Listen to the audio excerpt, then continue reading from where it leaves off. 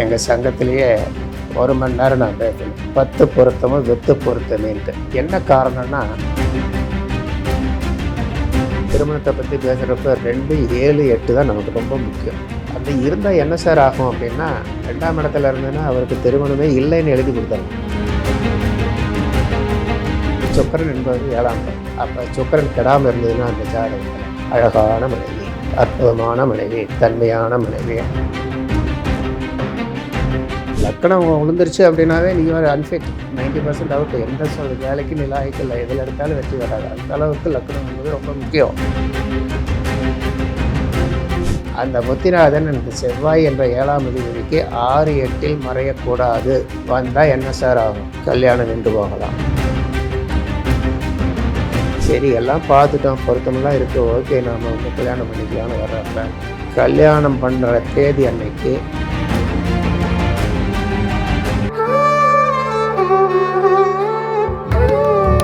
Astro Tamil அன்பு நேயர்களுக்கு வணக்கம். இன்றைக்கி இந்த வீடியோவில் நம்ம என்ன பேச இருக்கோம் அப்படின்னு பார்த்தீங்கன்னா, திருமணம் சார்ந்த விஷயங்களில் என்ன மாதிரியான பிரச்சனைகள் இருக்குது அப்படின்னு சொல்லி தான் நம்ம பார்க்க போகிறோம். ஸோ திருமணம் சார்ந்த விஷயங்களில் இருக்கக்கூடிய பிரச்சனைகள் பற்றி பேசுகிறதுக்காக நம்ம கூட ஆஸ்ட்ராலஜர் டாக்டர் கணேசன் அவர்கள் இணைந்திருக்கிறாங்க. வணக்கம் சார். வணக்கம். ஸோ தொடர்ந்து நம்ம ஜோதிடம் சார்ந்த நிறைய இன்ட்ரெஸ்டிங்கான விஷயங்கள் வந்து பேசிகிட்டு இருக்கோம். ஸோ இன்றைக்கி வந்து திருமணம் சார்ந்த விஷயங்களில் இருக்கக்கூடிய பிரச்சனைகள் பற்றி தான் நம்ம பார்க்க போகிறோம். ஸோ நிறைய பேருக்கு வந்து திருமணம் அப்படின்னு பார்க்கும் பொழுது சீக்கிரமாகவே நடந்துடுது. ஒரு சில பேருக்கு டிலேவாகுது. ஒரு சில பேருக்கு எப்படா திருமணம் நடக்குமா நடக்காதா, அதையாச்சும் பார்த்து சொல்லுங்கள் அப்படின்னு சொல்லி தான் நிறைய பேர் கேட்குறாங்க. ஸோ ஏன் திருமணத்தில் வந்து டிலே ஆகுது? ஸோ ஜாதக ரீதியாக ஏதாச்சும் காரணம் இருக்கா சார் அதுக்கு? கண்டிப்பாகங்க. அதாவது ஜாதகங்கிறதே பிரம்மா நமக்கு என்ன எழுதி வச்சுருக்காருங்கிறத டீகோடிங் பண்ணுறது தான் ஜாதகம். It's a wonderful science. இதை வந்து ஒரு டாக்டர் நான் இருந்துக்கிட்டு இதில் எனக்கும் கொடுத்துருக்குது, கடவுள் அனுக்கிரகம் இருக்குதுன்னா கண்டிப்பாக I M A gifted person தான். அதில் ஒன்றும் சந்தேகம் இல்லை. நான் வந்து ஜோதிடத்தையும் மருத்துவத்தையும் 2 கண்களாகத்தான் பார்க்குறேன். அந்த அளவுக்கு இதில் வந்து இன்வால்மெண்ட் இருக்குது. அந்த பேக்கிங்கில் நான் சொல்கிறேங்க, கண்டிப்பாக ஒரு ஜாதகத்தை வச்சுக்கிட்டு ஒரு பர்சனாலிட்டியை எப்படி வேணாலும் அதாவது வாழ்க்கையில் A to Z வரைக்கும் சொல்ல முடியும். அந்த வகையில் பார்க்குறப்ப திருமணம் என்று சொல்லுவது, இப்போ நீங்கள் திருமணத்தை பற்றி தான் நம்ம கேட்டிருக்கிறீங்க. அப்போ திருமணம்னு சொல்கிறப்ப ஒரு காரகம் நம்ம ஜாதகத்திலே நம்ம பார்த்தோம்னா ஒவ்வொரு 12 பாவம் இருக்குங்கிறப்போ ஒவ்வொரு பாவத்துக்கும் அதிபதினு ஒருத்தர் இருப்பார். அந்த பாவத்தை இயக்குபவர்னு தனியாக ஒன்று சிக்னிஃபிகேட்டர்னு சொல்லுவோம், காரகர்ன்ட்டு. இந்த 2மே நல்லா வலுவாக இருக்கணும். அப்படி இருந்ததுன்னா அந்த பாவகம் இதுதான் பேசிக்.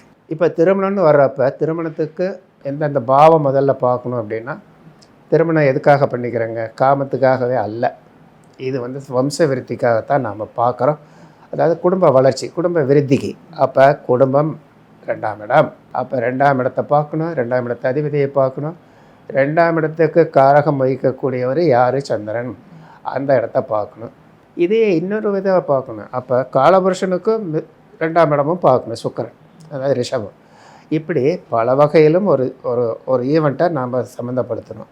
அடுத்தது 7ஆம் இடம்ங்கிறது பெண்ணுக்கு ஆணும் ஆணுக்கு பெண்ணும் தொடர்பு ஏற்படுத்தி தரக்கூடிய இடம், அதாவது திருமண பந்தம். அதுக்கும் அதே மாதிரி தான். 7ஆம் இடம் கெட்டு போகாமல் இருக்கணும், 7ஆம் அதிபதி நல்ல இடத்துல இருக்கணும். அந்த 7ஆம் இடத்துக்கு காரகன் வகிப்பது சுக்கிரன், திருமணத்துக்கு காரகன் சுக்கிரன். இந்த 3 பேரும் நல்லா இருக்கணும். அதே மாதிரி 12ஆம் இடங்கிறது சயன சுக போகம் என்று சொல்லக்கூடிய இன்பத்தை அனுபவிக்கக்கூடியது, அதுவும் கெடாமல் இருக்கணும். ஸோ இப்படி எல்லாமே வச்சு பார்த்து தான், யாருக்குமே எல்லாமே திருப்தியாக அமைய போகிறது இல்லை. எந்த அளவுக்குங்கிறது ஒரு சொல்லிய கொஸ்டின் ஆஃப் பர்சன்டேஜ் வேரியேஷன் தான். ஸோ இதை வச்சுக்கிட்டு நாம் வந்து கண்டிப்பாக நம்ம சொல்ல முடியுங்க, அதில் ஒன்றும் சந்தேகமே இல்லை. இப்போ இளமையில் திருமணம் அப்படின்னு சொன்னோம்னா, பெண்ணுக்கு வந்து 18 வயசு 13 வயசில் பூ பெய்கிறாங்க. 18 வயசுக்குள்ளார மெச்சூரிட்டி வந்துடுது. அப்போ 18லேருந்து 25 வயசு வரைக்கும் பெண்ணுக்கு திருமணம் நடந்தால் அது இளமையில் திருமணம். ஆணுக்கு பார்த்தோம் அப்படின்னா அவருக்கு எஜுகேஷன் மற்ற கமிட்மெண்ட்டெல்லாம் வருது. அவருக்கு 25 வயசு வரைக்கும் அவர் எஜுகேஷன் முடிச்சாகும்.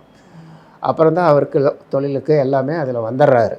அப்போ 25லேருந்து 30 வயசு வரைக்கும் வந்தால் ஆணுக்கு அது இளமையில் திருமணம், அதாவது நடக்க வேண்டிய பருவத்தில் நடக்குதுன்னு அர்த்தம்.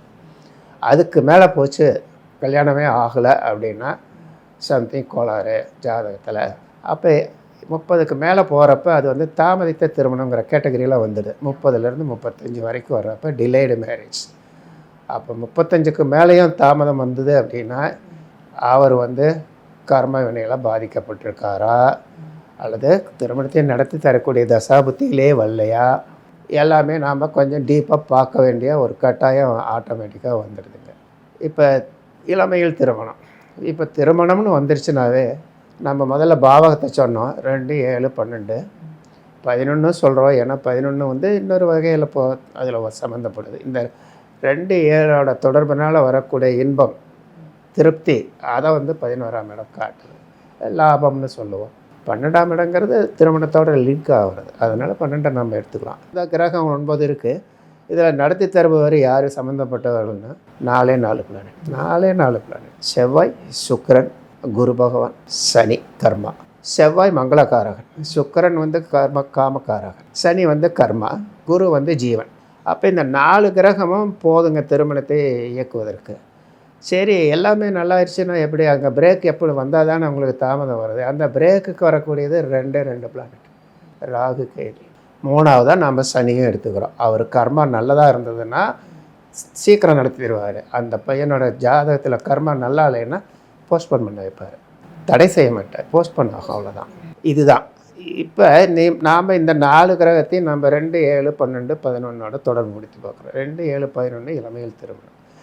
7ஆம் பாவத்தின் சம்பந்தம் இல்லாமல் திருமணம் கிடையாது. அது முதல்ல ஒன்று. அது எந்த வீட்டின் அதிபதியாக இருந்தாலும் சரிங்க, நடத்தி தரக்கூடிய தசாநாதன் யாராக இருந்தாலும் 7ஆம் அதிபதியின் 7ஆம் பாவத்தின் தொடர்பு கண்டிப்பாக இருக்க வேண்டும். இந்த 7ஆம் பாவத்தினால எனக்கு லாபமோ நட்டமாங்கிறதும் 11ஆம் இடத்தோட தொடர்பு. இது வந்து இளமையில் திருமணத்துக்கு நாம் என்ன சொல்லணும்னா, இந்த 2ஆம் இடத்து அதிபதி வலுவாக இருக்கணும். முதல்ல தசாநாதன் லக்கணம் தாங்க உயிர். முதல்ல லக்கணம் வலுவாக இருந்ததுனாவே வாழ்க்கை நல்லாயிருக்கும். லக்னாதிபதி வலுவாக இருக்கணும். ஸோ இதை வந்து அவுட் சைடு திருமணம் நல்ல திருமணம் சம்மந்தப்பட்டதுக்கும் அது உண்டு. ஸோ லக்கணத்தை பாருங்கள், 2ஆம் இடம் குடும்பத்தை பாருங்கள். குடும்பத்தில் வந்து சுபக்கிரகங்கள் இருந்ததுன்னா சந்தோஷமான குடும்பம், வாக்கு சுத்தமாக இருக்கும், தன வரவு நல்லாக இருக்கும். ஏன்னா 2ஆம் இடத்துக்கு காரகத்துவம் அதெல்லாம் தனம், குடும்பம், வாக்கு சுத்தம், கல்வி எல்லாமே. இப்போ நாம் வந்து ஏன் லேட்டாகுதுன்னு பார்க்க வரப்போ, அப்போ பாவக்கிரகங்கள் தொடர்பு வந்ததுன்னா 2ஆம் இடத்துக்கு பாவக்கிரகங்கள் என்ன? செவ்வாய், சனி, அப்புறம் ராகு கேது, சூரியன். சூரியன் 50% பாவி. இன்ஃபேக்ட் 2ல் சூரியன் இருந்தால் திருமணமே நடக்காது, அந்த மாதிரியெல்லாம் இருக்குது. ஸோ இந்த மாதிரி ஒரு பாவக்கிரகங்கள் இருந்தது அப்படின்னா கண்டிப்பாக அதை நாங்கள் குடும்ப தோஷம்னு சொல்லுவோம். குடும்ப தோஷம்னா குடும்ப விருத்தி இல்லை. குடும்ப விருத்தி இல்லைன்னா என்ன? திருமணம் இல்லை, புது வரவு இல்லை, மருமகன் வரல, குழந்தைனால குழந்தை குட்டி இல்லை, ஸோ வளர்ச்சி இல்லை, வீட்டுக்குள்ளார இருக்கிற உறவுகள் சரியில்லை, ஒருத்தருக்கு ஒருத்தர் சண்டை சச்சரவு, இது குடும்ப தோஷம். இது தனியும் அல்ல, இதுவும் திருமணத்தோடு சேர்ந்தது தான்.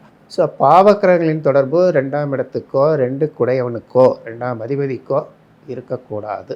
சிலர் சொல்கிறாங்க இந்த ராகுக்கு அதெல்லாம் இப்போதைக்கு வந்த புதுசாக கண்டுபிடிச்சது ஒரு 30-40 இயர்ஸ், அது அதுக்கு முன்னால் கிடையாது, அதனால் வேண்டியதில்லை. இல்லைங்க, அப்படியெல்லாம் இல்லைங்க. பூமி மற்றதெல்லாம் பார்த்தோம்னா நிறையா மினரல்ஸு அது இது சேர்ந்த ஒரு சாலிடு, இது ஒன்லி வெறும் நிழல்.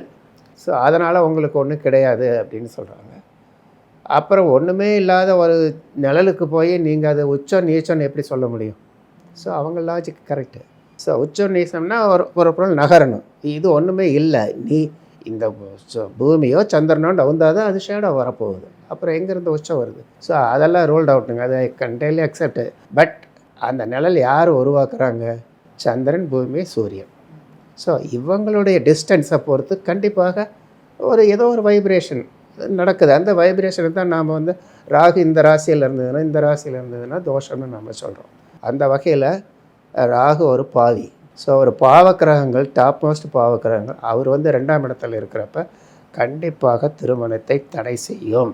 ஒன்று தடையினல்ல, தாமதத்தை படுத்தும். ஏன்னா ராகு 12 ராசிக்குமே நல்லதில்லை. ஆனால் சொல்கிறாங்க ஆமேடம் வருது சொல்லுவான். அந்த 5 ராசிக்கு மாத்திரம் அவர் யோகத்தை அது யோகங்கிறது வேறு பொருளாதாரத்தை சொல்லுது. இது வந்து லௌகீக வாழ்க்கையில் இது கஷ்டத்தை தான் தருது. கல்யாணம் ஆகிருந்ததுன்னா கண்டிப்பாக புருஷன் முன்னாடி ஒரு பக்கம் தான் இருப்பாங்க. நீ ஒரு பக்கம், நான் ஒரு பக்கம். வேலை நிமித்தமாகவோ சண்டை சச்சரவுனாலேயோ ஏதோ ஒரு காரணத்தினால அவங்களுக்குள்ளார ஒரு செப்பரேஷன் வரும். பிரிவினைன்னு சொல்ல விரும்பல, செப்பரேஷன் கண்டிப்பாக வரும். அவங்களுடைய தசாபுத்தி அதுதான் முக்கியம். எந்த ஒரு சம்பவம் அது தசாபுத்தியில் தான் நடக்கும். அதே மாதிரி கேது ராகுவோட பலமன். கிரக வரிசையில் பார்க்குறப்ப கேது தான் எல்லாத்துக்கும் பவர்ஃபுல்லு. அப்புறம் ராகு, அதுக்கப்புறம் தான் சூரியன், சந்திரன், புதன், இந்த மாதிரி வரும். ஸோ அந்த வகையில் நம் வலுவான ஒரு பாவக்கிரகங்களின் தொடர்பு 2ஆம் இடத்துக்கோ 2ஆம் அதிபதிக்கோ இருந்தால் திருமணத்தை தள்ளி போடப்படுகிறது. அதே போல் தான் 7ஆம் இடத்துக்கு 7ஆம் இடத்த அதிபதி 7ஆம் இடத்துக்கு காரகன் சுக்கிரன். அங்கேயும் அதே மாதிரி 7ஆம் அதிபதி இப்போ சுக்கிரன் ராகுவோட சேர்ந்ததுன்னா கோளாறு, சுக்கிரன் கேதுவோட சேர்ந்தால் திருமணம் தாமதப்படுகிறது, சுக்கிரன் சூரியனோட சேர்ந்ததுன்னா தாமதப்படுகிறது. இந்த மாதிரி நாம் 5 பாவக்கிரகங்களோட சம்மந்தப்படுத்தலாம். அப்படி இருக்கிறப்ப சார் செவ்வாயும் பாவக்கிரகம் தானே? ஆமாம், செவ்வாய் கடுமையான பாவக்கிரகம். செவ்வாய் தோஷமே அதனால தானே சொல்கிறோம். நாம் 2, 4, 7, 8, 12 செவ்வாய் இருந்ததுன்னா செவ்வாய் தோஷம் அப்படின்னு நாம் சொல்கிறோம். அப்போ அந்த செவ்வாய் தோஷம் என்ன பண்ணுதுன்னா ரத்தத்தை கோளாறு பண்ணுது. அது ரத்தத்துக்கு அதிபதி காரகன். அதனால் ரத்தம் கெட்டு போகிறதுனால இவங்களுக்கு பலவிதமான உடலில் மாற்றங்கள் ஏற்படுகிறது. ஒன்று அது காமத்தை ஏற்படுத்தலாம், அல்லது நோயை ஏற்படுத்தலாம், எப்படி வேணாலும் வரலாம். ஸோ அந்த செவ்வாயும் கிடக்கூடாதுங்க, அதீத பலமும் பெறக்கூடாது. செவ்வாயும் சுக்கிரனும் அதீத பலம் பெறக்கூடாது, காம வேகம் ஜாஸ்தியாக இருக்கும். அதனால் அந்த மாதிரி கேரக்டர்ஸுக்கெல்லாம் சீக்கிரமாக கல்யாணம் பண்ணி வைக்கணும். அந்த இளமையில் திருமண கேட்டகரியில் அதெல்லாம் வரும். இல்லைன்னா அவங்க ரூட் மாறிடுவாங்க, வேறு பக்கம் அவங்கள உடல் பசியை தீர்ப்பதற்காக போயிடுவாங்க. இந்த இது ஒன்றுங்க. 7ஆம் இடத்துல அது ரொம்ப முக்கியமானது. அப்புறம் இந்த செவ்வாயை பற்றி தோஷம்னு வர்றப்ப இது எந்த அளவுக்கு இந்த தோஷங்கிறது உண்மை அப்படின்னு பார்த்தோம்னா இந்த செவ்வாய் தோஷம்னே ஒன்று இல்லைன்னு தான் சொல்லணும். ஏன்னா மொத்தமே இருக்கிறது 12 ராசி. இதில் பார்த்தோம்னா ஒளிக்கிரகங்களான சூரியனின் வீடான சிம்மம், சந்திரனின் வீடான கடகம், அங்கே செவ்வாய் நின்றால் தோஷம் இல்லை. அதே மாதிரி குரு பகவானின் வீடு அவர் 100% உத்தம கிரகம். அதனால் தனுசு வீட்டிலையும் மீன வீட்டிலேயே செவ்வாய் இருந்தால் தோஷம் இல்லை. இப்படி வச்சாச்சு. அப்புறம் இந்த செவ்வாய் உச்சம் ஆட்சி நீச்சம் பெற்றிருந்தால் செவ்வாய் தோஷம் இல்லை. இதில் 3 வீடு போச்சா, மொத்தம் 7 வீடு காலியாக இருந்தால் 7 வீடுல செவ்வாய் எங்கே இருந்தாலும் இல்லை. அப்புறம் அடுத்தது கேரள ஜோதிடத்தில் என்ன சொல்லியிருக்காங்கன்னா கும்பராசியில் செவ்வாய் இருந்தாலும் அதுக்கு தோஷம், நான் தோஷம் அப்படின்னு சொல்லியிருக்கு. அப்போ அது தோஷம் இல்லை கும்பராசியில். அப்போ 7, 1, 8 ராகு கேது சனி இதோட புதன் இதோடு சேர்ந்திருந்தால் செவ்வாய் குருவும் சேர்ந்துடும். 5 கிரகத்தோடு சேர்ந்துருந்ததுன்னா தோஷம் இல்லை. அப்புறம் ஒரு ஜாதகத்தில் 7 கிரகம் தான் இருக்குது, அதில் 5 கிரகம் வந்துருச்சு அப்படின்னா இது வராமையாக இருக்கும். ஸோ அதில் ஒரு 1 மாத்திரம் எடுத்துக்கங்க, 8, 1, 9. அடுத்தது 4ஆம் பாவம். இந்த செவ்வாய் ரிஷபம் அண்டு துலாம் 4ஆம் பாவமாக இருந்து அங்கே செவ்வாய் இருந்ததுன்னா தோஷம் இல்லை. அதே மாதிரி கன்னி வீட்டில் கன்னி 8ஆம் வீடாக இருந்ததுன்னா தோஷம் இல்லை. இப்படி பல இது இருக்குங்க. இந்த மாதிரி இருக்கிறப்ப ஆக்சுவலாக தோஷமே இல்லை செவ்வாய்க்குன்னு முடிவுக்கு வர வேண்டியதாக இருக்குது. பட் இருந்தாலும் ஏன் சார் அதை தோஷம்னு சொல்லாமல் பாவக்கிரகம்னு சொல்லலாம். Correct, that is the attitude. So செவ்வாய் ஒரு பாவக்கிரகம், ஆனால் தோஷம் செய்யுமா செய்யாதாங்கிறது அது நின்ற வீட்டில் தன்மையை பொறுத்து. அடுத்தது அது சேரக்கூடிய கிரகங்களின் தன்மையை வாங்குக்கும். அதன் சுப கிரகமாக இருந்து நட்பு கிரகமாக இருந்ததுன்னா கண்டிப்பாக அது சிறப்பான பலனைத்தான் செய்யும். இன்னும் சொல்லப்போனால் கடகத்துக்கு அது மகா யோகாதிபதி, வள்ளி யோகாதிபதி செவ்வாய் தான். அதனால் செவ்வாய் எங்கே இருந்தாலும் சிறப்பைத்தான் தருவார், அவருக்கு தோஷமே கிடையாது. இப்படி பல விதத்தில் வருது. அந்த செவ்வாய் ரத்தத்துக்கு காரகமாக இருக்கிறதுனால பெண்களுக்கு இந்த செவ்வாய் 2, 4, 7, 8, 12 இருக்கிறப்ப, குறிப்பாக 7, 8 இருக்கிறப்ப கர்ப்பப்பையை குறிக்கக்கூடிய இடம். அந்த இடத்துல இருக்கிறப்ப அவங்களுக்கு இரத்தப்போக்கு, கர்ப்பப்பை சம்மந்தமான நோய்கள், பிணிகள் இதெல்லாம் வருவதற்கு வாய்ப்பு இருக்குது. அதனாலேயே அவங்களுக்கு இல்வாழ்க்கை பாதிக்கப்படுவதற்கு வாய்ப்பு இருக்குது. கல்யாணம் ஆச்சுனாலும் புருஷன் கொஞ்சம் எட்ட தான் நிற்பான். இந்த மாதிரி வந்தால் என்ன பண்ண முடியும்? ஸோ இல்வாழ்க்கைக்கு அது உகந்தது அல்லன்னு அதுக்காகத்தான் சொல்லியிருக்கிறது. அது குறிப்பாக 12ஆம் இடத்துல இருந்ததுன்னா போச்சு. அதே செவ்வாய், இந்த செவ்வாயோட இன்னொரு கேரக்டர் என்னென்னா விவேகமற்ற வேகம். செவ்வாய் ஒரு வேகமான கிரகம், சிந்திக்காது. அது சம்பவத்தை நடத்தி விட்டுத்தான் அது யோசிக்கும். அந்த மாதிரி போலீஸ்கார மாதிரி நான் வேடிக்கை சொல்லுவேன். முதல்ல அடி போட்டு விட்டா அப்புறம் தான் அவனுடைய நியாயத்தையே கேட்பான், அந்த மாதிரி.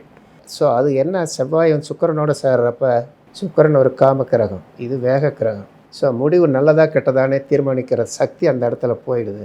அப்போ வாய்ப்புகள் அதிகமாக வருகிறது தவறுவதற்கு. ஸோ பெண்களிடம் பழகும்போது ரொம்ப ரொம்ப எச்சரிக்கையாக இருக்கணும். இந்த செவ்வாய் வலுவானவங்க இல்லைன்னா வலிதாவரை போகிறதுக்கு வாய்ப்பு இருக்குது. அதைத்தான் நம்ம செவ்வாய் தோஷம்னு நம்ம சொல்கிறது. அப்புறம் 8ஆம் இடம். இந்த 8ஆம் இடம்னு சொல்கிறது ஆணுக்கு ஆயுள் ஸ்தானம், பெண்ணுக்கு மாங்கல்ய ஸ்தானம். ஸோ செவ்வாய் என்பது ஃபஸ்ட் கிரேட் மேலிஃபிக்காக இருக்கிறதுனால அது போய் அந்த இடத்துல இருக்கிறது ஒரு ஆயுளை கெடுக்க. எந்த ஒரு பாவக்கிரகமானாலும் எந்த வீட்டில் இருக்கோ அந்த வீட்டோட பவரை குறைச்சிட போகுது. அவ்வளோதான் கான்செப்ட். செவ்வாயின்னு மாத்திரம் இல்லை, அந்த 5 பாவக்கிரகமே அதே கேரக்டர் தான். பட் அதனுடைய தன்மையை பொறுத்து. இப்போ செவ்வாய் வந்து 3/4 பாவி, சூரியன் வந்து அரை பாவி, சனி வந்து 100% பாவி. இந்த கேது அதுக்கு அடுத்த ரேங்கில் வருவார், ராகு அதுக்கு அடுத்த ரேங்கில், அப்புறம் தான் செவ்வாய், அப்புறம் தான் சூரியன். இந்த மாதிரி தான் அவங்களுடைய பாதிக்கும் தன்மை. இதை வச்சுக்கிட்டு நாம் எந்த அளவுக்கு ஒரு தோஷம் இருக்குங்கிறத அசஸ் பண்ணுறதுக்கு நம்மளால் முடியுங்க. இது ஒன்று வச்சுங்களா. அடுத்தது நான் சொல்ல விரும்புகிறது, இது 8ஆம் இடம். அப்போ 8ஆம் இடத்துக்கு சரி இவ்வளவு வந்துருச்சுன்னா எல்லாருமே நாஸ்தி ஆகிடுறாங்கன்னா இல்லை.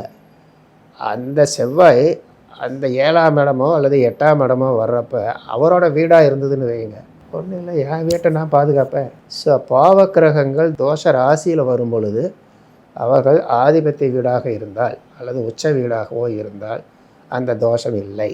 இதையும் நாம் மனசில் வச்சுக்கணும். இப்படி வச்சுக்கிட்டு தான் பார்க்கணுங்க. இந்த இதில் இவர் இங்கே இருக்கிறாருன்னு 2, 4, 7, 8 இருந்து விட்டாருன்னா சுக்கிரனோட சம்பந்தம் எப்படியும் வரக்கூடாது. நட்சத்திர சம்பந்தமோ சார சம்பந்தமோ அல்லது பார்வையோ சேர்க்கையோ எந்த விதத்திலையும் இந்த செவ்வாயும் சுக்கிரனும் ஜாயின் ஆகக்கூடாது. இந்த 2, 4, 7, 8 இருந்ததுன்னா அப்புறம் கடவுள் சித்தம் தான். பையனையோ பொண்ணையோ காப்பாற்றுறது. அவங்களுக்கு இளமையிலே திருமணம் அட்மிட்டட். தசாபுத்தி வருதோ வரலையோ, ஃபோர்ஸபிள் மேரேஜ் இப்போ ரிலேஷனுக்குள்ளார பண்ணுறப்ப என்ன பண்ண முடியும், சிலதெல்லாம் மறைச்சி தான் செய்வாங்க, சிலதெல்லாம் வர்றப்போ பார்த்துக்கலான்னு போகும். அந்த மாதிரி கேரக்டர்லாம் இதில் தான் வரும். அது ரொம்ப முக்கியம். அப்புறம் 12ஆம் இடம். 12ஆம் இடம் தான் ரொம்ப ரொம்ப ரொம்ப முக்கியம். ஏன்னா 12ஆம் இடம் நல்லா இருந்தால் தான் அவனால் நல்லா இருக்க முடியும். நான் சொல்லுவேன், 7ஆம் இடம்ங்கிறது நம்ம சொல்லுவோம் பார்ட்னர். இல்வாழ்க்கையில் வர பார்ட்னர் 50%, தொழில் பார்ட்னருங்கிறது இன்னது 50%. ஸோ இல்வாழ்க்கை பார்ட்னர் நல்லா இருந்தால் தான் அங்கே வெளியில் போய் அவன் வேலை செஞ்சு நல்லபடியாக தொழில் கம்ஃபர்டபுளாக வேலை செய்ய முடியும். அப்போ 7ஆம் இடம் அதே போல் 12ஆம் இடம் என்பது உடல் சுகத்தை கொடுப்பது. பொதுவாக 12 யாருமே இருக்கக்கூடாது. 12ஆம் இடம் ஒரு துஸ்தானம். 6, 8, 12 துஸ்தானம், கெட்ட இடங்கள். அந்த கெட்ட இடங்களில் எந்த கிரகமும் இருந்ததுன்னா கெடுதி தான் வரும். அது சுபக்கிரகமாக இருந்தாலும் சரி, எதாக இருந்தாலும் சரி, தன்மையின் குவாலிட்டி கொஞ்சம் குறையும், அவ்வளோதான் இல்லையா. கெடுதி தான். அங்கே போய் செவ்வாயும் சுக்கரனும் உட்காந்துட்டு கும்பாலம் போட்டாங்கன்னா ஃபினிஷ்டு, வாழ்க்கை ஒழிஞ்சுது. காமம் மிக தீவிரமாக இருக்கும். அந்த மாதிரி இருக்கிறவங்க பொது இடத்துல, பொது ஆஃபீஸில் ஆண் பெண் சேர்ந்து இருக்கிற இடத்துலலாம் பழகிறப்ப ரொம்ப ரொம்ப ரொம்ப ஜாக்கிரதையாக இருக்கணும். இல்லைன்னா அவங்க ஏமாந்துருவாங்க. அதனால் பெண்களாக பெண் நோயின்னு சொல்கிறாங்க இல்லைங்களா, கர்ப்பப்பை நோயினால் வர்றது ஆணுக்கு வந்துடும். இந்த ஆணு ஏன்னா வந்தால் எல்லா பக்கமும் போகிறவனாச்சு, அதனால் சீக்கிரம் நோயை வாங்கிட்டு வந்து அடுத்தவங்களுக்கு கொடுத்துக்கிட்டே இருப்பான். இந்த மாதிரி செக்ஷுவல் டிசீஸ் எல்லாமே இவங்களால தான் வர்றது. கம்ஃபர்ட்டான ஃபேமிலின்னு வச்சுக்கோங்க. இப்போ அவங்களுக்கெல்லாம் வந்ததுன்னா யாருக்கு தெரிய போகிறதில்ல. அதை காமாக அப்படியே சைலண்ட்டாக போயிடுவாங்க. அது மோர்ஸோ குருவின் பார்வை இருந்துன்னு வச்சுங்க, 12ஆம் இடத்துக்கோ இல்லை சுக்கிரன் செவ்வாய்க்கோ பார்வை இருந்ததுன்னா வெளி உலகத்துக்கு தெரியாமையே ரகசியமாக சம்பவங்கள் நடந்து கொண்டு இருக்கும். இப்போ லைஃப் பார்ட்னர் இவங்க வரும் திசையோ மேட்சிங் இதெல்லாம் பார்க்குறாங்க இல்லைங்களா, பொருத்தம் பார்க்குறது, இதை பற்றி கொஞ்சம் சொல்லுங்கள். இதில் நாம் பேசுகிறது செவ்வாய் மட்டும்தான் தோஷமாக பேசணும். அதுக்கு முன்னால் இன்னும் நிறையா இருக்குது இல்லையா. தார தோஷம்னு சொல்கிறோம், சுக்கிர தோஷம்னு சொல்கிறோம், சூரியன் கொடுக்கக்கூடிய தோஷம். இப்போ செவ்வாய் பிரபலம் ஆகிடுச்சு, ராகு தோஷம் பிரபலம் ஆகிடுச்சு.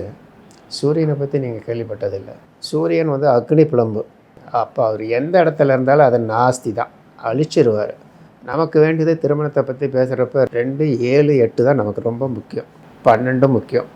அந்த இருந்தால் என்ன சார் ஆகும் அப்படின்னா, 2ஆம் இடத்துல இருந்ததுன்னா அவருக்கு திருமணமே இல்லைன்னு எழுதி கொடுத்துடலாம்.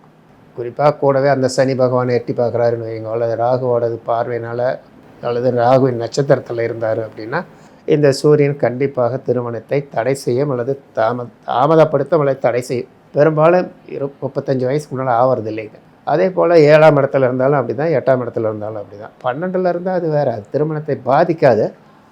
பட்டு மேற்படி நான் சொன்ன சமாச்சாரங்களில் திருப்தி இல்லாத தன்மையை அது கொடுக்கும். சரி, பெண்களுக்கு இருந்தால் எப்படி?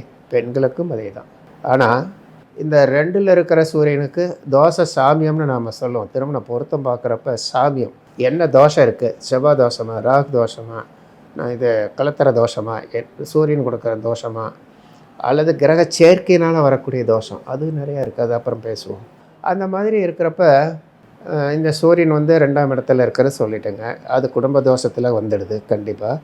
அது 7ஆம் இடத்துல இருக்கிறப்ப திருமணத்தையே தடை செய்கிறது. தனித்த சூரியன் கண்டிப்பாக தடை செய்யும். அடுத்தது பார்த்தோம் அப்படின்னா 8ஆம் இடம். 8ஆம் இடங்கிறது ஆண்களுக்கு வேறு பெண்களுக்கு வேறு. பெண்களுக்கு 8ஆம் இடம் நல்லதல்ல, ஆண்களுக்கு அது வேறு. வேறு என்ன அதை தாமதப்படுத்தும், தள்ளி போடும், அவ்வளோதான். ஆனால் பெண்களுக்கு அப்படி இல்லை. அந்த இதில் இந்த சூரிய தசையோ புத்தியோ வர்றப்போ கல்யாணம் பண்ணுனா கண்டிப்பாக இருதார யோகத்தை தரும். இது சூரியன் தரக்கூடியது. இதுக்கு என்ன சாமியம், எப்படி பொருத்தம் எப்படி பார்க்குறது அப்படின்னா, இந்த 2 7 இருக்குங்களா, ஆணுக்கு 2ஆம் இடத்துல தான் பெண்ணுக்கு 2ஆம் இடம் பாருங்கள். ஆணுக்கு 7ஆம் இடத்துல இருக்குன்னா பெண்ணின் 8ஆம் இடம் சூரியன் தோஷம் நிவர்த்தி பண்ணும். இதே மாதிரி தான் பார்க்கணும். இந்த மாதிரி பார்த்துக்கிட்டோம்னா அந்த மாதிரி மேட்ச் நாம் பார்க்கணும். அது ஆக்சுவலி மேட்சில் தான் வரணும். இப்போ நம்ம ஃப்ளோவிலேயே வந்துடுச்சு. இப்போ ஆண் ஜாதகத்தை எடுத்துக்கோங்க. யானோ பெண்ணோ எந்த ஜாதகமாக இருந்தாலும் சரி, லக்கணம் ஆணை குறிக்கக்கூடியது, 7ஆம் இடம் வந்து பெண்ணை குறிக்கக்கூடியது, பார்ட்னரை குறிக்கக்கூடியது, அவ்வளோதான். ஸோ ஒரு லக்கணத்துக்கு 7ஆம் இடங்கிறது மனைவியின் ஸ்தானம். அப்போ அந்த மனைவின் அந்த 7ஆம் இடத்தை லக்னமாக வச்சுக்கோங்க. பெண்ணின் லக்கணம் இப்போ ஆணையே எடுத்துக்குவோம். வரக்கூடிய மனைவி எப்படி இருப்பாள்? அப்போ நீ என்ன லக்கணத்தில் பிறந்திருக்கேன்னு பாருங்கள். உதாரணத்துக்கு மேஷ லக்கணம், அதே எடுத்துக்குவோம் நாம், காலபுருஷன் லக்கணமே. ஸோ காலவர்ஷ லக்கணம் அது உங்களுக்கு நமக்கு தெரியும் அதனுடைய கேரக்டர் எப்படி இருக்கும். ஏன்னா செவ்வாயின் வீடு, அவர் வந்து சரியான கோபக்காரனாக இருப்பாங்க, அது வேகம் ஜாஸ்தியாக இருக்கும், பிபி வரும், அது வரும், எல்லாம் சொல்லலாம். அந்த கேரக்டரோடு இருக்கிறப்போ உனக்கு யார் வரணும்? அதை சமன்படுத்துறதுனா செவ்வாய் தான் வரணும். உனக்கு வேகம் ஜாஸ்தியாக என்னோடய வேகத்தை தெரிவிக்க செவ்வாய் தான் வரணும். அதனால தான் இறைவனாக கொடுத்து 7ஆம் இடத்துல சுக்கிரனோட வீட்டை கொடுத்துருக்கு காலபுருஷனுக்கு. அப்போ சுக்கிரன் 7ல் இருக்கிறப்போ உனக்கு நல்லது. இந்த 7ஆம் பாவம் என்பது மனைவி. அப்போ இந்த மனைவி வீடு 7ஆம் பாவத்தோட தன்மையை பொறுத்து தான் மனைவி வரும், கேரக்டர் இருக்கும். இப்போ மேஷத்துக்கு சொல்கிறேன், 7ஆம் இடம் வந்து துலாம் ராசி. துலாம் ராசிக்கு அதிபதி யாருங்க? சுக்கிரன். அப்போ சுக்கிரன் என்பது 7ஆம் இடம். அப்போ சுக்கிரன் கெடாமல் இருந்ததுன்னா அந்த ஜாதகத்தில் அழகான மனைவி, அற்புதமான மனைவி, தன்மையான மனைவி, ஆடம்பரத்தை விரும்பக்கூடிய மனைவி. அவள் சுக்கிரனுடைய மற்ற காரகத்தை இருக்குங்களே, அவன் வீடு வண்டி வாகனம் நகை நட்டு சொத்து பத்து எல்லாமே வைத்திருக்கார். இந்த மாதிரி மனைவி தான் உனக்கு அமையும் அப்படின்னு தெளிவாக சொல்லிடலாம். சுக்கிரனின் நிறம் என்னங்க? கலர்ஃபுல்லாக இருப்பார். அப்போ வரக்கூடிய மனைவி நல்ல நிறத்தோடு இருக்கும். சொல்லலாமா இல்லையா? சொல்லலாம். அப்போ எந்த திசையில் வரும்? நீங்கள் அதை தான் கேட்டீங்க. அப்போ திசைன்னு பார்க்குறப்ப நிறைய பாயிண்ட்ஸ் இருக்குங்க, அதையும் நான் விலாவரியாக சொல்லிடுறேன். இந்த 7ஆம் இடத்த அதிபதி அவர் தானே கல்யாணத்தை கொடுக்க போகிறாரு. அப்போ 7ஆம் இடத்த அதிபதி எந்த வீட்டில் போய் உட்கார்றாரோ அந்த வீட்டின் ராசி எந்த திசையை குறிக்கிறதோ அதுதான். இப்போ உதாரணத்துக்கு நான் சொல்கிறேன், மேஷ லக்னம், 7ஆம் அதிபதி சுக்கிரன். அந்த சுக்கிரன் போய் இப்போ கும்பத்தில் உட்காருதுன்னு வைங்க. இப்போ கும்பத்தில் உட்காந்துருக்குதுன்னா கும்பம் எந்த திசையை குறிக்கிறது? மேற்கு திசையை குறிக்குது. அப்போ மேற்கு திசையிலேருந்து குறிக்குதுன்னு நமக்கு எடுத்துக்கிறோம். மேற்கு திசைனா 5 கிலோமீட்டரில் கிடைக்குதா 500 கிலோமீட்டரில் கிடைக்குதான்னு ஒரு அடுத்த கேள்வி வரும்ல. அப்போ அந்த கும்பம் ராசி சரமாக ஸ்திரமாக உபயமானு பார்க்கணும். சரராசியாக இருந்ததுன்னா வெகு தூரம், அது கும்பராசி ஸ்திர ராசி, அப்போ உள்ளூர்லேயே கிடைக்கும், போல்டாக அடிக்கலாம். ரைட்டு, இந்த திசையை மாத்திரம் சொல்லிட்டா போதும். உள்ளே பிறந்த ஊர்லேருந்து மேற்கு திசையிலைங்க பாருங்கள், கொஞ்சம் தூரத்துலேயே அது உள்ளூர்களுக்குள்ளாலே இருக்கும், பாருங்கன்னா கிடைக்கும். இப்படி தான் அசல் பண்ணி இது 70% இது ஒர்க் அவுட் ஆகும். இன்னொரு விதம் இருக்குது. அந்த ஜாதகத்தை நீங்கள் வந்து பாருங்கள். அந்த ஜாதகத்தில் ஆட்சி பெற்ற கிரகம், உச்சம் பெற்ற கிரகம், கேந்திரம்னா 1 4 7 10 இந்த 3 ஃபேக்டரையும் எடுத்துக்கோங்க. அதில் உள்ள கிரகங்களை பாருங்கள். கேந்திரத்தில் ஏதாவது கிரகம் இருக்குதானா அது ஆட்சி பெற்றிருக்கா உச்சம் பெற்றிருக்காருன்னு பார்க்குறோம். அதாவது சொல்ல வந்தது என்னென்னா, கேந்திரங்கள் வலுவானவை, 2வது உச்ச வீடு வலுவானது, 3வது ஆட்சி வீடு வலுவானது. ஏன்னா ஒரு ஜாதகத்தில் உச்ச பெற்ற கிரகம் இருக்காது, ஆட்சி பெற்ற கிரகம் 1 இருக்காது, சாதாரணமாக இருக்கும். அவனுக்கு ஒரு திசையில் சொல்லி தான் ஆகணும். அப்போ இந்த மாதிரி எடுத்துக்கிறோம். இப்போ எடுத்துக்கிறப்ப ஒரு சப்போஸ் ஏதோ ஒரு லக்கணம் எடுத்துக்கிறீங்கன்னு வைங்க, அதில் வந்து உச்சம் பெற்ற கிரகம் இருக்கிறது கேந்திரத்தில் இல்லை. இப்போ சுக்கிரன் 6ல் இருக்குதுன்னு வைங்க, 6ஆம் இடத்துல அது உச்சம், ஆனால் அது கேந்திரம் இல்லை. நம்ம ரூல்ஸ் படி என்ன, கேந்திரம் பலம். அந்த வகையில் கேட்டகரைஸ் பண்ணி பாருங்கள். அந்த உச்ச வீடு ஒன்றுக்கு மேற்பட்ட இருக்கலாம். அந்த மாதிரி இருந்தது அப்படின்னா அதுதான் பலம். சரி சார், ஒன்றுமே இல்லை அப்படின்னா இருக்கிற கிரக வலு ஷட்பலத்தில் பாருங்கள், எது வலுவாக இருக்கிறதோ அந்த கிரகத்தை ஃபஸ்ட்டு வச்சுக்கோங்க. அது கேந்திரத்தில் இருக்கான்னு பாருங்கள். ஒரு கிரகமே கேந்திரத்தில் இல்லாமல் போய்ட்டு ஒருத்தனுக்கு. ஸோ கேந்திரம் பலம். அப்போ 4லையோ 7லையோ 10லையோ லக்னத்துலேயோ ஏதாவது ஒரு கிரகம் இருந்ததுன்னா அதுதான் பலம். அந்த வீட்டை தொட்டு 1 2 3ன்னு கிளாக் வைஸாக எண்ணிட்டு வாங்க. 3 1 2 3 என்றப்ப அது வந்து கிழக்கு திசைன்னு வச்சுக்கோங்க. அதுக்கப்புறம் 4 5 6 அது வந்து கிழக்கு அடுத்து தெற்கு திசை, 7, 8, 9 மேற்கு திசை, 10, 11, 12 வடக்கு திசை.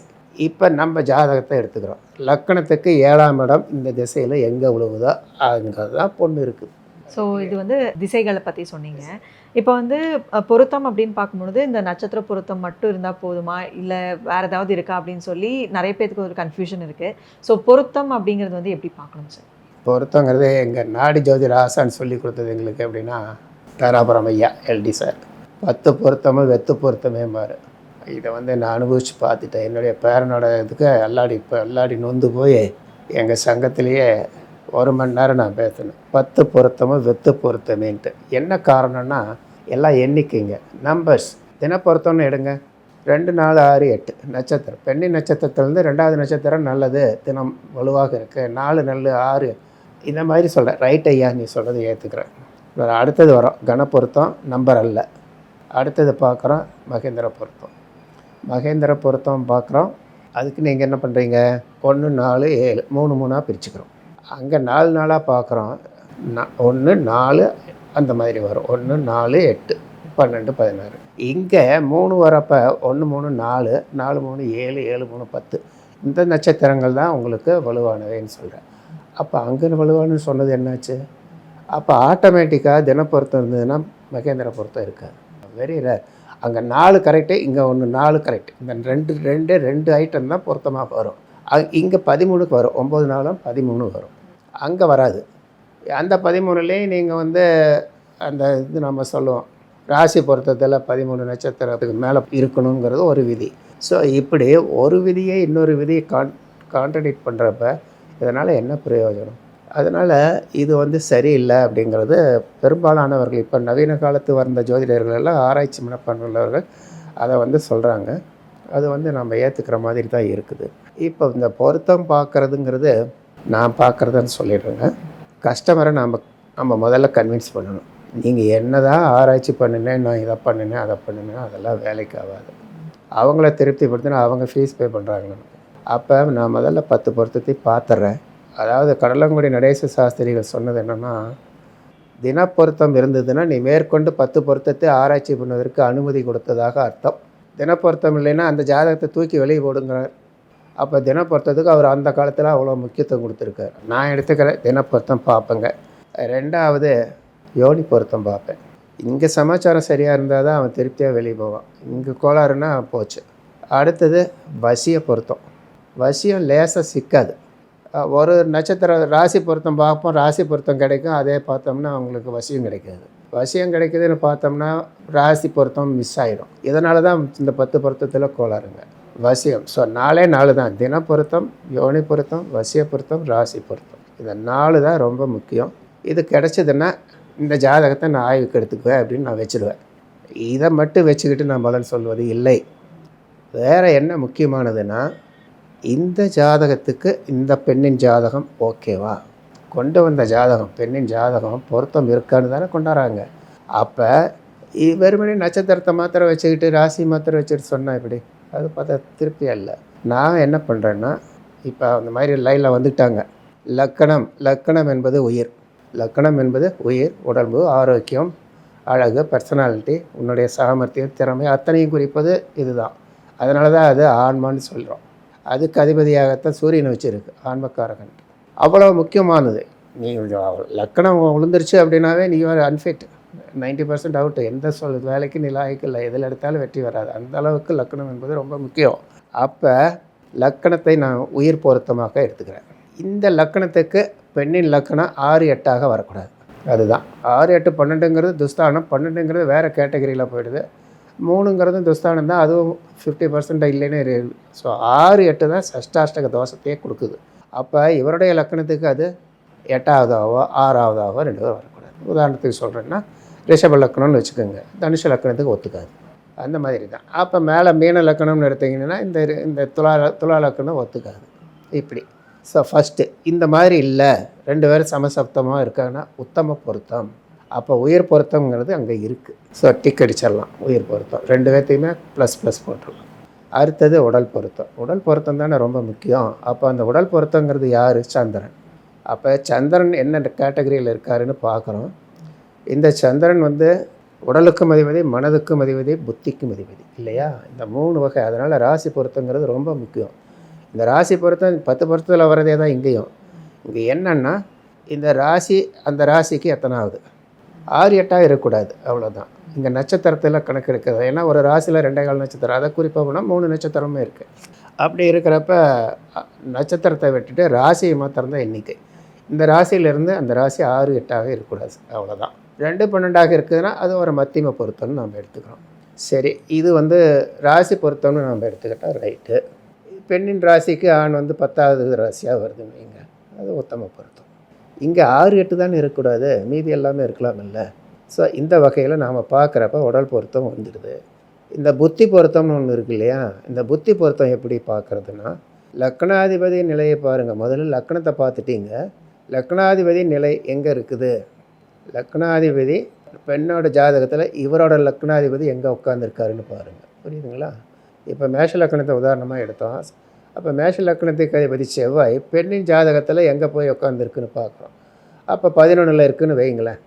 அப்போ 11ல் இருக்குதுன்னா இந்த பையன் அந்த பொண்ணுக்கு அனைத்து லாபத்தையும் தரப்போகிறார், அனைத்து விதமான சந்தோஷத்தையும் தரப்போகிறார்னு அர்த்தம். இதுதாங்க பொருத்தம் பார்க்குறது. அப்போ புத்திசாலித்தனமாக நடந்து கொள்வார்கள், புத்தியோடு இருப்போம். இதுவே சஷ்டாஷ்டகமாக இருந்ததுன்னா 2 பேர்த்துக்கு வேவ் லென்த்து சரியாக இல்லை, கருத்து வேறுபாடுகள் வந்துக்கிட்டே இருக்கும், தினமும் ஃப்ரிக்ஷன் இருக்கும். இதுதான் திருமண பொருத்தம் பார்க்குறதுல முக்கியமாக. அதே மாதிரி பெண்ணின் லக்னாதிபதி இப்போ நம்ம சொன்னோம் இல்லைங்களா, அந்த ஜாதகத்தையே பார்த்தோம். அது செவ்வாய் வந்து பெண்ணுக்கு 11ல் உட்காந்துருக்கு. ஸோ இந்த பையன் ஜாதகம் அந்த பொண்ணுக்கு பொருத்தம். அந்த பெண்ணு துலா லக்கணம், அந்த பொண்ணுக்கு வந்து என்ன வருது? லக்னாதிபதி சுக்கரன். அந்த சுக்கரன் பையனுக்கு எங்கே வருது? 10லேயோ 11லேயோ வருது. சூப்பர். 10ல் இருந்ததுன்னா இந்த பொண்ணு வந்த பிற்பாடு அவள் எங்கேயோ போகிறான் தொழிலில்.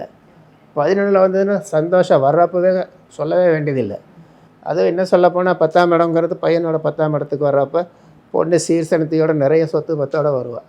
அந்த அளவுக்கு அந்த ஜாதகம் வலுவாக இருக்கும். அதை பொருத்தம் நீங்கள் பார்க்கலாம். இது உயிர் பொருத்தம் இல்லை. இன்னொரு முக்கியமானது என்னென்னா குருவின் நிலை. குரு தான் எல்லாத்துக்கும் காரகத்துவம். அப்போ இவருடைய குரு என்ன நிலையில் இருக்கார்? வீக்காக இருக்காரா, வலுவாக இருக்காரா?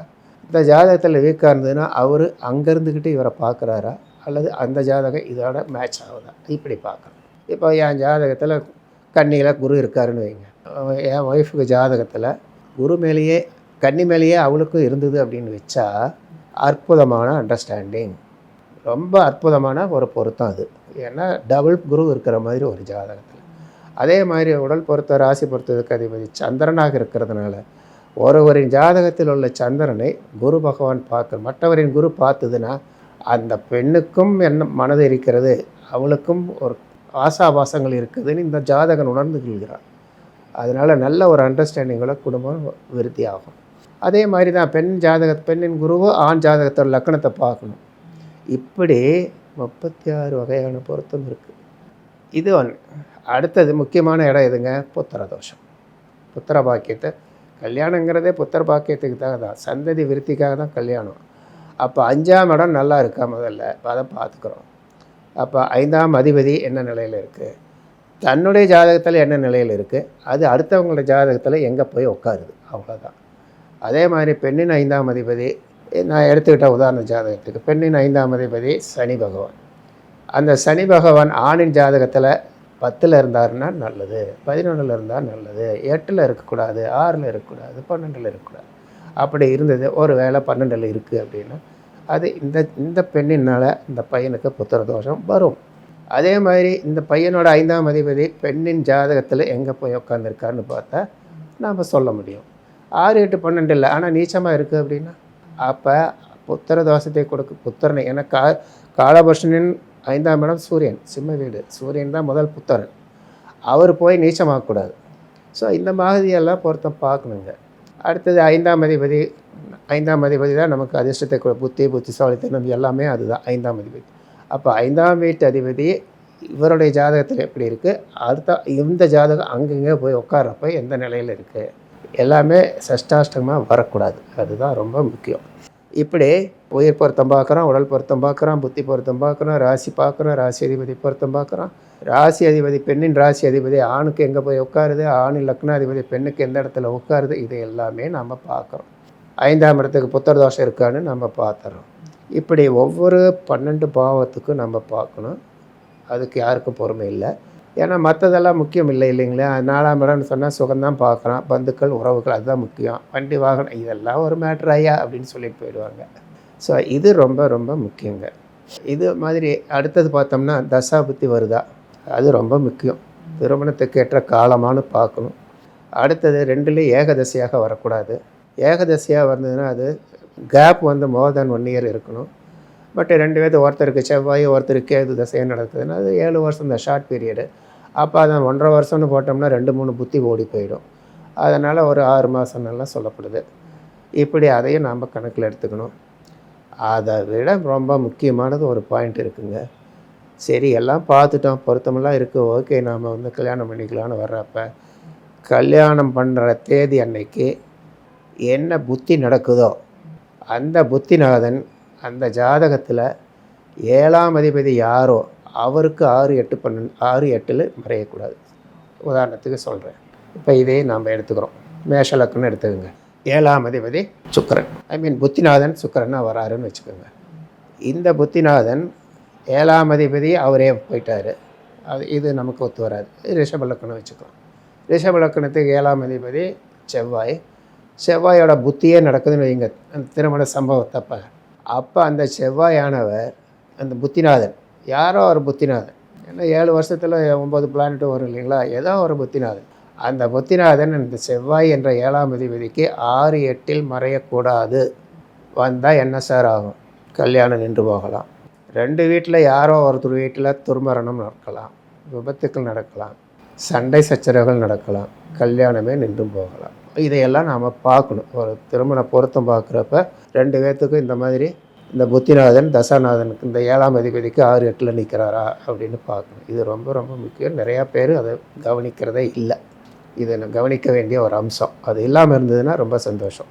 ஸோ இப்போ வரைக்குமே வந்து ஒரு அரேஞ்ச் மேரேஜ்க்கு ஒரு ஜாதக அமைப்பு வந்து எப்படி இருக்கும் அப்படின்னு சொல்லி பார்த்தோம். இப்போ லவ் மேரேஜ் அப்படின்னு எடுத்துக்கிட்டிங்கன்னா ஜாதகமே பார்க்கக்கூடாதுன்னு ஒரு சிலர் சொல்கிறாங்க. ஆனால் ஜாதகம் வந்து பார்க்கறதுக்கு அவசியமா அப்படின்னு எனக்கு ஒரு டவுட் இருக்குது. ரொம்ப பொருத்தம் பார்த்து பண்ணக்கூடிய ஒரு ஜாதக அமைப்பே வந்து நிறைய கஷ்டப்படுறாங்க. இப்போ ஜாதகம் பார்க்காம லவ் அப்படிங்கிற ஒரு ஃபேக்டருக்காக கல்யாணம் பண்ணி அதுக்கப்புறம் ப்ராப்ளம் ஃபேஸ் பண்ணுறதுக்கு அது ஜாதகம் பார்த்து பண்ணுறது வந்து பெட்டர் அப்படின்னு சொல்லி நான் நினைக்கிறேன். ஸோ நீங்கள் அஸ்ட்ராலஜராக வந்து நீங்கள் என்ன சொல்ல விரும்புறீங்க சார்? ஜாதகம் பார்க்கணுமா பார்க்கக்கூடாதா ஒரு சக்ஸஸ்ஃபுல் லைஃப் ரன் பண்ணுறதுக்கு? அதாவது ப்ராப்பராக கரெக்டான டைம் இருக்கணும். முதல்ல ஒரு சின்சியரான ஜோதிடருக்கு அவங்க கொடுத்த ஜாதகம் கரெக்டாக டைம் கரெக்ஷன் கரெக்டானு செக் பண்ணணும். இப்போ நாங்கள் டாக்டராக இருக்கிறதுனால நான் சொல்கிறேன் இந்த லேபர் வாலில் என்ன நடக்குதுன்ட்டு. டெலிவரி நார்மல் டெலிவரியாக இருக்கட்டும், ஃபோர்சப்ஸ் இப்போ யாரும் போடுறதில்லை, ஸ்ட்ரைட்டாக சிசேரியனுக்கு போயிடுறாங்க. அப்போ ஒரு ஆப்ரேஷன் நடக்கிறப்ப குழந்தையும் அம்மாவையும் பார்ப்பாங்களா அந்த டாக்டரும் நர்ஸும்? டெலிவரி வயிற்றுலேருந்து எடுத்தோடனே குழந்தைய கொடுக்குறாங்க. நர்ஸு குழந்தைய பார்ப்பாளா, கடியாடத்தை பார்ப்பாளா, என்ன டைம் வருங்கிறத? குழந்தை ஒரு மூச்சு நல்லா ஒரு சவுண்டு வந்த உடனே தான் அதுக்கப்புறம் தான் ஒரு நல்ல கொஞ்சம் சின்சியராக இருக்கிற நர்ஸு சரி ஃபுல்லாக எப்போ பிறந்ததுன்னு பார்ப்பேன். குறைஞ்சது 5 நிமிஷம் வித்தியாசம் வரும். 5 நிமிஷம் வித்தியாசத்தில் சந்தி வர்றதுக்கு வாய்ப்பு இருக்குது. நான் சொன்னேன் இல்லைங்களா, ஒரு கிரகம் 2 ராசிக்கு இடையில் இருக்குது. ஒரு 4 நிமிஷத்துக்கு ஒரு நிமிஷத்துக்கு 4 டிகிரி மாறுது. இப்போ 5 நிமிஷங்கிறப்ப பாவமே மாறு. அதனால் ஜாதகத்தை நீங்கள் பாவச்சக்கரம் போட்டு பார்க்கணும். பாவச்சக்கரம் போட்டால் தான் கிரகங்கள் கரெக்டாக இருக்கா அல்லது மாறிடுச்சா, அடுத்த ராசிக்கோ முன்ன ராசிக்கோ மாறிடுச்சான்னு தெரியும். அதை பார்த்து கன்ஃபார்ம் பண்ணிக்கிட்டால் தான் பலன் கரெக்டாக வரும். இப்போ வந்து நீங்கள் அரேஞ்சு மேரேஜாக இருக்கட்டும், லவ் மேரேஜாக இருக்கட்டும், அவர் சக்ஸஸ் ஆகிறாரா இல்லையாங்கிறத நான் முதல்ல சொன்ன சூத்திரம் தான். 2, 7, 12 கரெக்டாக இருக்கணும். இப்போ அந்த மாதிரி இல்லை அப்படின்னா வேறு மாதிரி நான் சில ரூல்ஸ் எல்லாம் சொல்கிறேன். 2ஆம் திருமணத்துக்கும் 2 திருமணத்துக்கும் மேற்பட்ட திருமணத்துக்கும் காரணம் 7, 11 தொடர்பு. அதான் 7 தொடர்பு இல்லாமல் திருமணங்கிற வார்த்தையே வராது. அப்போ 7ஆம் இடம் என்பது திருமணம், 11ஆம் இடம் என்பது மறு திருமணம். ஏன்னா அது 7ஆம் இடத்துக்கு 5ஆம் இடமாக வர்றதுனால அந்த மாதிரி எண்ணங்கள் எல்லாம் பெசகுங்கிறது. 5ஆம் இடங்கிறது எண்ணம். ஸோ இவருடைய எண்ணங்கள்லாம் பொண்டாட்டி பக்கத்தால் வச்சுக்கிட்டு இன்னொன்று கிடைக்குமான்னு பார்க்குற புத்திசாலியாக இருப்பார். அதனால் 7, 11 தொடர்பு இருந்தால் 7 தொடர்புங்கிறது நட்சத்திர தொடர்பாக இருக்கலாம், சார பரிவர்த்தனை ஏதோ ஒன்று அல்லது செயற்கையாக கூட இருக்கலாம். 7, 11 சேர்க்கை இஸ் மோர் டேஞ்சரஸ். அதை விட 7, 11 பரிவர்த்தனையாக இருந்ததுன்னு வச்சுக்கோங்க. 7ஆம் அதிபதி 11ஆம் இடத்துக்கும் 11ஆம் அதிபதி 7ஆம் இடத்துக்கும் போயிருந்ததுன்னா கண்டிப்பாக அவருக்கு மோர் தேன் ஒன் மேரேஜ் டெஃபினட்டாக சொல்லலாம்.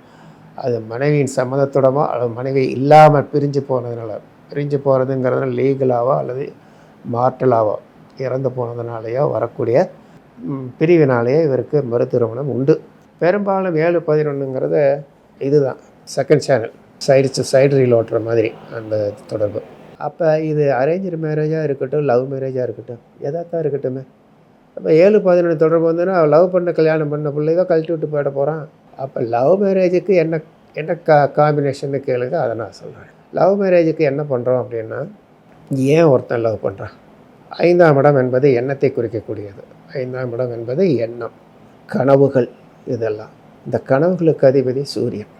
அந்த சூரியன் 12ஆம் இடத்துல இருந்ததுன்னா நிறைய கனவு வருங்க, துக்கமே கெட்டு போயிடும். அப்படிப்பட்ட 5ஆம் அதிபதி 7ஆம் இடம் தானே இவருக்கு என்ன கனவு? திருமணத்தை பற்றியான கனவு. அப்போ 7ஆம் இடத்தோட தொடர்பு வரணும். 5-7 தொடர்பு வரும்போது அவர் காதலை செய்வார். 5-7 தொடர்பு காதல் செய்வார். காதல் செஞ்சுவிட்டு நினப்போட போயிடுமே, கல்யாணத்துக்கு வரணுமே அப்படின்னா அங்கே 1ஆம் இடம் லக்கணம் நான் என்ற லக்கண தொடர்பு வரணும். அப்போ 1-5-7 தொடர்பு வரணும். அப்போ இதுக்கும் இன்னொன்று சொல்கிறாங்க, 9ஆம் இடம். 9ஆம் இடம் என்னென்னா அனுபவிக்க, அதாவது பாக்கியாதிபதி, பாக்கியஸ்தானம், அனுபவிக்கக்கூடிய இடம். அப்போ 1-5-7-9 தொடர்பு இருந்ததுன்னா அவருக்கு இயல்பான திருமணம் நடக்கும். இங்கே ஏன் நடக்காது?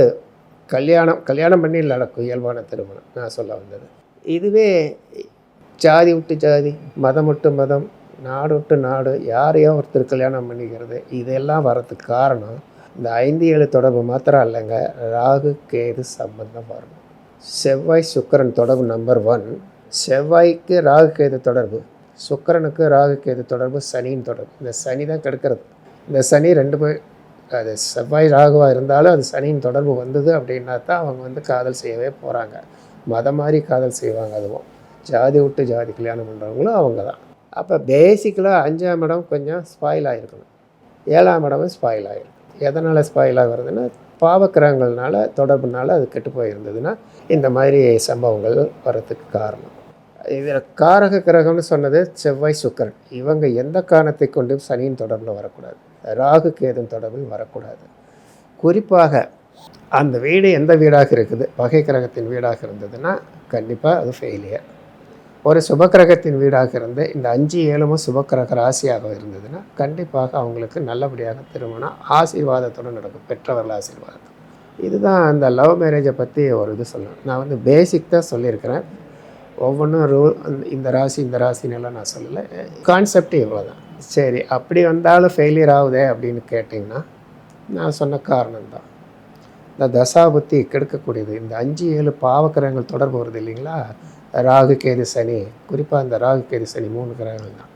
அவர்களுடைய தசாபுத்தி வந்தது அப்படின்னா காதலெல்லாம் போயிடும், வில்லங்கம் தான் வரும். அவர்களுடைய தசாபுத்தி வரக்கூடாது. அது அரேஞ்சு மேரேஜாக இருந்ததுன்னா அது ஒன்றும் இல்லைங்க. அந்த 9ஆம் இடத்தை ஏன் கொண்டாடுறோம் அப்படின்னா, சமுதாய கட்டுப்பாடு, சமுதாய உணர்வு. ஐயோ, நான் இப்போ போய் திசை மாதிரி கல்யாணம் பண்ணால் என் தங்கச்சி கல்யாணம் போயிடுமே, நின்று போயிடும். அந்த ஒரு கான்ஷியஸ்னஸ் இருக்கிறதுனால தான் அந்த 9ஆம் இடத்துக்கு நம்ம அவ்வளோ வெயிட் தருது. ஸோ 9ஆம் இடம் கெட்டு போயிடுச்சு, முடிஞ்சுது. ஸோ அவன் யாரை பற்றியும் மைண்ட் பண்ண மாட்டான், தன் சுகம், அவ்வளோதான். அந்த மாதிரி பசங்க தான் இந்த மாதிரி சிக்கலில் வரும். அவங்களுக்கு கண்டிப்பாக நீங்கள் பார்த்தீங்கன்னா 9ஆம் இடம் கெட்டு போயிருக்கும். அப்போ 9ஆம் இடம் தகப்பன் ஸ்தானமும் கூட, அவனோட அப்பாவே சரியாக இருக்க மாட்டார். அதாவது வீட்டில் சுமூகமான சூழ்நிலை இல்லை, ஒருத்தருக்கு ஒருத்தர் புரிதல் இல்லை, அந்த மாதிரி இருக்கும். அது சைடில் ஒரு ஹிண்ட்டாக கொடுக்குறேன். அப்புறம் காரக கிரகமான செவ்வாய் சுக்கிரனும் சனி ராகுவோட தொடர்பு. சனி கர்மா, உனக்கு நான் தாண்டா முடிவு பண்ணுவேன்னு அவர் உட்கார்ந்தாருன்னா ஒன்றும் சொல்ல முடியாது. இந்த தொடர்பு இருக்கிறவங்களுக்கு எல்லாமே வித்தியாசமான திருமணம் தான் நடக்கும். அந்த தசை வராமல் இருக்கிறதா அவங்க அதை தொடர்றாங்க, லைஃப்பை தொடர்றாங்க. திசை புத்தி வர்றப்போ கஷ்டப்படுறாங்க. கோச்சாரமும் சேர்ந்துக்கிடுச்சுன்னா அவ்வளோ. ஏன்னா அப்போ அந்த நம்ம சொல்கிறோமே, இந்த கண்டச்சனி, அஷ்டாத்த சனி, அது எல்லாமே 7.5 சனி சமாச்சாரமும் சேர்ந்துக்கிடுச்சுன்னா அந்த தசாபுத்திக்குள்ளார பிரச்சனை. அதுதான் இது பொதுவான விதிகள் தான். இதுக்கு காதல் திருமணம் பண்ணவங்களுக்கு இதுதான் அதை வெற்றி அடைகிறதுக்கு காரணங்கிறது லேசாக சொல்லிடுறாங்க. காதல் திருமணம் வெற்றி அடைகிறதுக்கு காரணம் குருவின் ஆசி, குரு பகவானோட பார்வை அந்த சுக்கிரன் செவ்வாய் ராகுக்கு இருந்ததுன்னா டோன்ட் கேர், அந்த குரு வலுவாக இருந்ததுன்னா அது ரொம்ப சூப்பர். வலு இல்லாமல் இருந்தாலும் குருவின் பார்வை நல்லதையே செய்யும். அப்போ குருவின் அனுக்கிரகம் இருந்ததுன்னா இந்த பாவக்கிரகங்களுக்கும் இந்த அஞ்சிகளுக்கும் இருந்ததுன்னா கண்டிப்பாக அவங்க காதல் திருமணம் வெற்றிகரமாக நடக்கும். ஸோ ரொம்ப சிறப்பாக வந்து திருமணத்தில் வரக்கூடிய பிரச்சனைகள்லாம் என்னென்ன, அதற்குண்டான ஜாதக அமைப்பு வந்து என்னென்ன அப்படின்னு சொல்லியிருக்கீங்க. அரேஞ்ச் மேரேஜாக இருந்தாலும் சரி, லவ் மேரேஜாக இருந்தாலும் சரி, ஜாதக அமைப்பு இப்படி இருந்தால் இப்படி தான் நடக்கும் அப்படின்னு சொல்லி ரொம்ப தீர்க்கமாக வந்து சொல்லியிருக்கீங்க சார். ஸோ தொடர்ந்து ஜோதிடம் ரீதியாக நிறைய இன்ட்ரெஸ்டிங்கான விஷயங்கள் அடுத்தடுத்த பதிவுகளில் பேசலாம். அது வரைக்கும் நன்றி, வணக்கம் சார். நன்றிம்மா.